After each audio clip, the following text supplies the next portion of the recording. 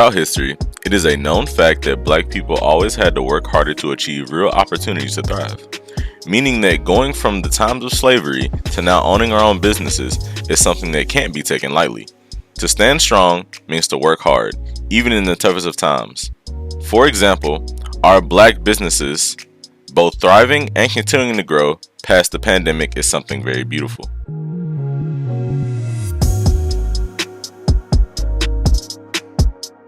Four-Way Grill was founded by Irene and Clint Cleaves, a married couple with the dream of owning their own business.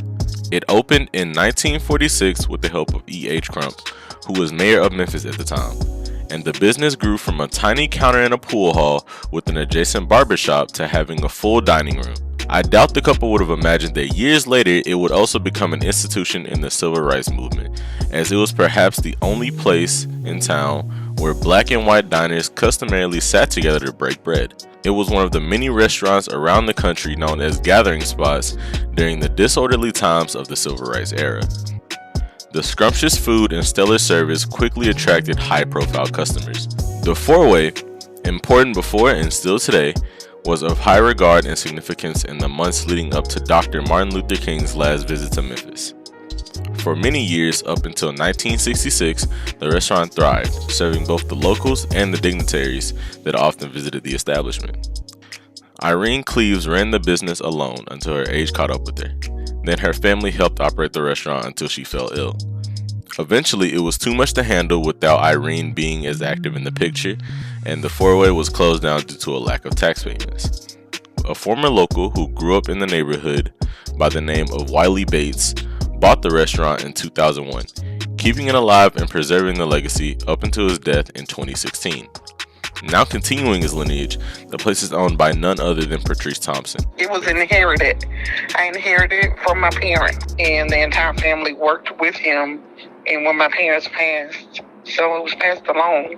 So it wasn't like a mission or a goal of mine.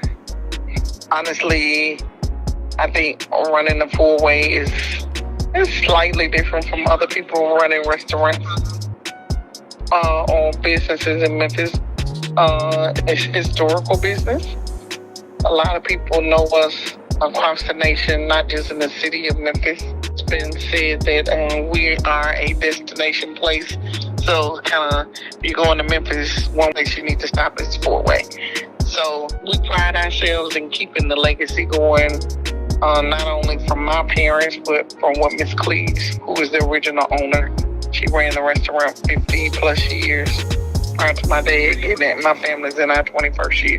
With the weight of the long lineage of Four-Way on her shoulders, the last thing she would have needed would be a pandemic, not only slowing down business, but dwindling staff. It was very traumatic. It is still affecting us because we're currently not able to open our full time that we're accustomed to, like prior to the pandemic. We were open 6 days a week. We were only closed on Mondays. And we were open longer hours than we were. We're not able to do that now because people don't want to work. People have gone to work in other industries, or just a lot of people just don't want to work. As this piece comes to an end, I would like to leave off with this. When there's a will, there's a way. And the owners of our valuable Black businesses have gone through extreme lengths and hardships to be where they are today. So never forget the legacy of our Black-owned businesses.